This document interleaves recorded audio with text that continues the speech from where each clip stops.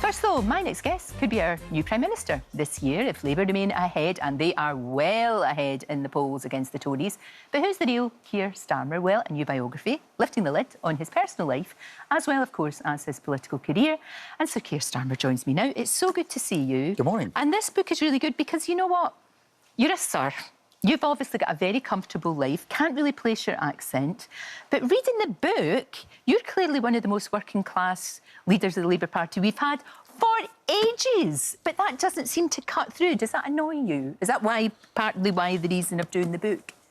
Yeah, I mean, I was reluctant to do a book, if I'm honest. When the idea was first put to me, I said, I don't think it's a good idea. Originally, I was going to write it, and then, you know, the time it takes to write a book, I mean, you know all about that. Yeah, I don't think you have the time. I'm just feeling uncomfortable. And then I was persuaded, look, it is important to do it because people are entitled to know who you are, what your background is. And I do think my background is important because I did grow up working class. Yeah, very much so. I did grow up, you know, with a dad, you know, working in a factory. My mum was a nurse, but very, very ill. And there were times when we couldn't pay the bills. Now, I'm not saying that made me especially poor, but it does mean I know what it's like to be anxious about the monthly finances. And I had fantastic opportunities because I was then the first in my family to go to university. And that's a big deal in working-class families. Getting that photograph on the mantelpiece, you know, with the scroll and all the rest of it, that's a big, big deal. It was really big. And then going off to be a lawyer, I had never met a lawyer before I went to university. I didn't really know what lawyers did. And there I am at university studying to be a lawyer, then being a lawyer, running a public service. And now into Parliament. You know, you're self-made in that sense. What's really good is the insight into the relationship you had. A difficult relationship with your dad, as oftentimes that can be. But your mum shines through the early part of this book. What a very special woman she was. She was fantastic. And there are some beautiful photographs in the book of my mum that we haven't published before, with a beaming smile. She was warm, generous. She was severely ill most of her life. She had Still's disease, started when she was 11 and took a terrible toll on her life in the end. Many years in a wheelchair. In the end, had to have her leg amputated. And she couldn't even communicate by the time my children were born. And so they never got to see the warm, loving mum that I had. But every time you asked her how she was, even when you knew she was in terrible pain, she said, I'm all right. How are you? It was just this incredible courage. Oh, I know women like that. I do. I know she was women like that. All her life. So when she was first diagnosed at the age of 11, she was told two things. You won't have children and you won't be walking by the time you're in your 20s. And she defied both of those things. And the walking she defied over and over and over again until later in her life when she couldn't walk again.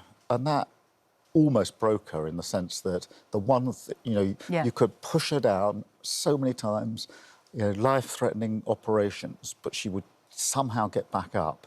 And in the end, when she couldn't, it was very, very difficult for her. Do you think you've got that resilience? That's how you've managed to survive? Because politics, and it's getting, as we know, it's getting more and more dangerous. Have you inherited that from your mum, or because you've seen the way that she handled something so difficult? Undoubtedly. Yeah. Undoubtedly. And I do have something in my head when I've got to do something difficult.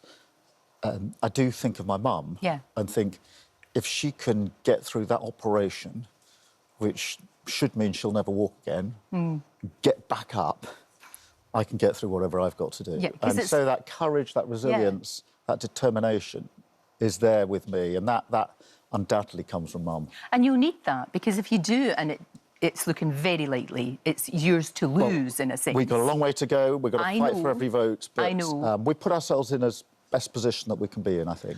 Your life will change dramatically, won't it? Absolutely dramatically, for not just for you, but for your family as well. And these days, you know, the scrutiny, I mean, the scrutiny that your family will be under, the only comparable is, I suppose, Kate and William. And you're very protective of your children. That comes across loud and clear in the book. And I guess that's going to be one of the things that you're going to have to really wrestle with, is how to make sure they have a relatively normal life. Yeah, I mean, I'm not daunted by any of the decisions that we'll have to make if we are privileged enough to come into government. I do worry about my kids. We never name them publicly. We've never done a photo shoot with them. They go to the local secondary schools. They walk there, they walk home, and I want them to have that as a protected part of their life. But look, our boy is 15 and a half, going on 16. Our girl is 13. They're teenagers. And this will be probably about the most difficult age for them if we manage to get it over the line and form a Labour government. I become Prime Minister, and I am worried about that. I think we've talked about this, Vic and I, my wife. All we can do is seek to keep that protection in place for them and let them live their lives in that protected way. But it's going to be difficult. No, it is. It's if you're a going 13-year-old girl like our girl is, you're sociable. You want to be out with your friends. Of course. My boy is, doing a lot of sport, and I just want to have that protected space for them. It's more than protection as well. It's also, I want to protect my time with them. Yeah. Very often you get you're going to have to fathers really who say, I didn't spend enough time with my kids. I don't want to be that No, you don't want to person. be that dad. You're absolutely right. You mentioned your wife, fellow lawyer, very, very much her own woman, very much her own woman. Her life is going to change dramatically because we've got this very strange thing about the wives of Prime Ministers or husbands of Prime Ministers. There's not really an official title as such, but you're expected to be almost like First Lady or First Gentleman. That's the weird thing. It is going to impact on Vic a lot. She often reminds me it's not what she signed up to when we got married. And not that keen on moving to number 10, the family as well. She reminds me that when I finished being a lawyer and came out of being the chief prosecutor and I was thinking what to do next, she was sort of saying, well, you could go off and do this legal job, nice and secure, good pension. And I decided to go into the madhouse of politics. But she is brilliant. She is totally grounded. She's sassy. She's gorgeous and, she's just got this way about her that she gets on with everyone. Whatever she does, she works in the NHS, she loves her job there. She's not giving that job up. Right. At one point, she says she's not leaving Kentish Town, but she's fantastic. No, well, and she's my absolute anchor as well. Well, that's what you need, especially with the job you're doing. Completely. And you know what, in politics as well, I mean, we just heard this morning about Diane Abbott said that she feels scared with the remarks that were made about her. And we know that politicians now are under increasing threat, actually, of violence. I mean, for goodness sake, we've seen 2 MPs who were killed, which is absolutely horrific. I mean, again, that's a worry, surely. Well, the comments about Diane Abbott are just abhorrent. Diane has been a trailblazer. She has paved the way for others. She's probably faced more abuse than any other politician over the years on a sustained basis. And I'm sorry, this apology this morning that is pretending that what was said wasn't racist or anything to do with the fact she's a woman, I don't buy that, I'm afraid. And I think that it's time the Tory party called it out and returned the money.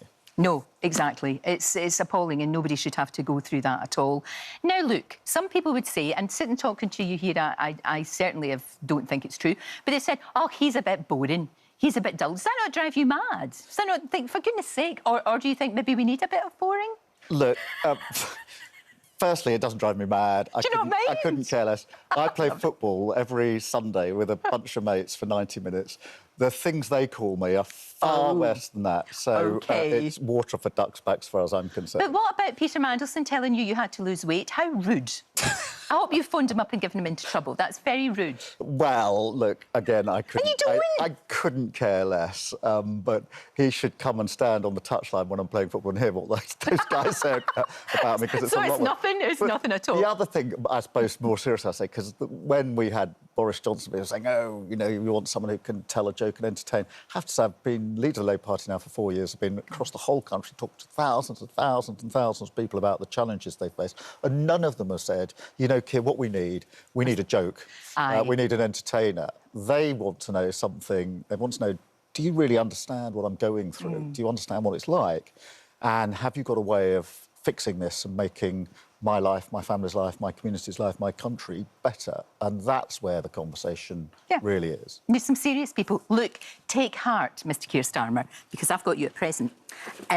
You have been compared, I don't know if you know this, to Mark Darcy in Bridget Jones's Diary. You are the original Mark Darcy, as played by Colin Firth, no less. So we got you a present that you must take with you. Look, the original Look at Mr. Darcy. Look at that. So lovely to see you. thank you for coming in. You can take Thank you very that much. away. I'll have my cup of tea tomorrow Have morning. your cup of tea tomorrow in that. I'm sure your wife will giggle about that one. But lovely to see you. Really good. And the Keir Starmer, the biography by Tom Baldwin, is out right now. And it's a real insight into your life, especially your early life. And your mum, wow, what a woman. What a woman. Thank you very much Thanks for having me on.